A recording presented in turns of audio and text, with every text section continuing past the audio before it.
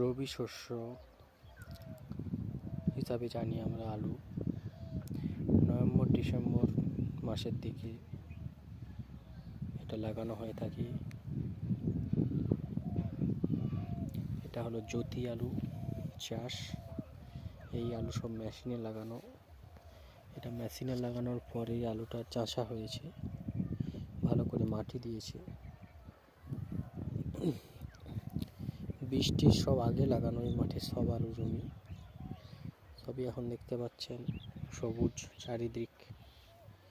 গ্রামের এটাই বৈচিত্র্য, যেদিকেই তাকাবেন সেদিকেই সবুজ, সবুজে সবুজ। তাই গ্রামের মানুষ হয় না অতটা চালাক, তাই তো তারা অবুঝ। ভালো লাগলে ভিডিওটি শেয়ার করুন এবং আলুর ভালো ভিডিও পেতে লাইক কমেন্ট করুন।